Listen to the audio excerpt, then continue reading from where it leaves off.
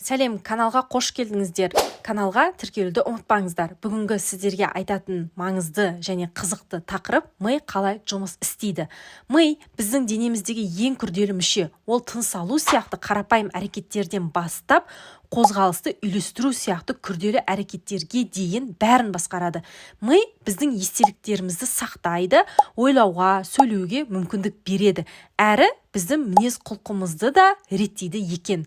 Миға зақым келсе, осы әрекеттердің бәрін орындауда қиындықтар туындауы мүмкін. Ми бір-бірімен байланысқан миллиардтаған жүйке жасушаларынан, яғни нейрондардан тұрады. Бұл нейрондарды тамырлар желісі қоректендіреді.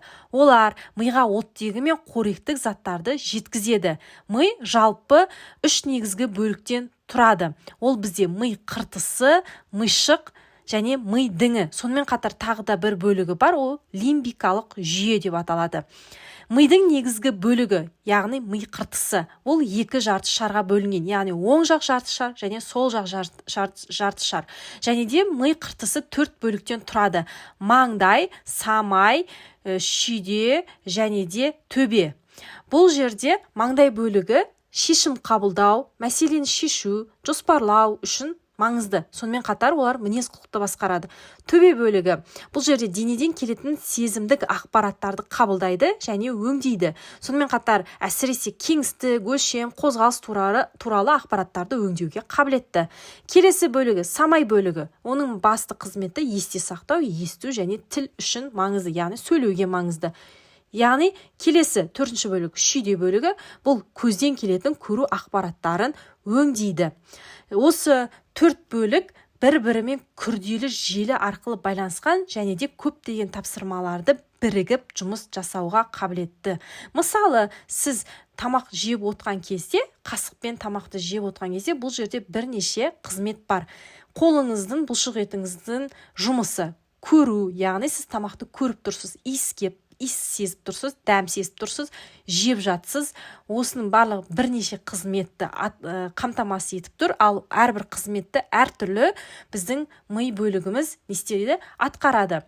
Енді келесі, мидың тереңінде лимбикалық жүйе деген орналасқан. Бұл есте сақтау мен эмоцияларға жауап беретін бірнеше құрылымнан тұратын кешен.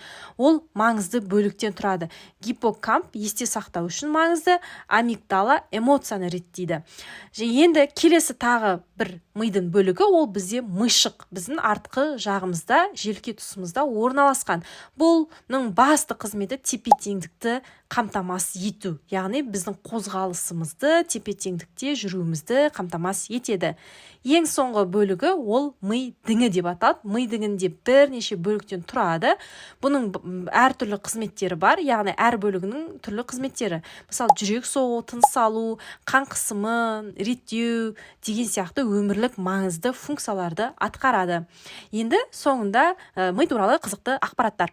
Жалпы ми біздің денеміздің тек қана 2%-ын құрағанымен де, бұл біздің денемізде болатын жалпы 20% энергияны жұмсайды екен. Сонымен миға операция жасаған кезде, ояу кезде де жасай берсе, мида ешқандай ауыртпаушылық сезбейді, себебі мида ешқандай рецептор жоқ. Мида бізде 86 миллиардтан астам нейрон орналасқан. Бұл жерде әрбір нейрон бір-бірімен байланысып, арнайы күрделі желіні құрап тұр. Мидың 75% судан тұрады. Сол себепті судың азаюы зейін, есте сақтау қабілеттеріне кері әсер беруі мүмкін. Ми ең тез жұмыс істейтін орган, яғни мүше. Мидағы сигналдар 400 км/сағатына дейін жылдамдықпен тарай алады. Ұйқы кезінде де ми белсенді, яғни адам ұйықтап жатқанда да ми ақпаратты өңдейді, естеліктерді сақтайды және дене функцияларын бақылайды. Әр адамның миы ерекше. Адам саусағының ізі сияқты мидың нейрондық байланыстары да әркімде әртүрлі. Ми ең майлы орган болып табылады. Мидың жалпы майдың 60%-нан тұрады. Бұл оны денедегі ең майлы орган етеді, яғни мүше етеді. Ойлау көп калорияны жейді. Қатты ойланған кезде ми 1 сағатта шамамен 70-100 калория жұмсау мүмкін. Сондықтан қиын тапсырмалардан кейін адамда шаршау болуы мүмкін екен. Бүгінгі тақырып осы. Егер де сіздерге ұнаса, каналға тіркеліп кетіңіздер. Алдағы уақытта жалпы биологияға қатысты, біздің денемізге қатысты түрлі қызықты ақпараттармен бөлісетін боламын.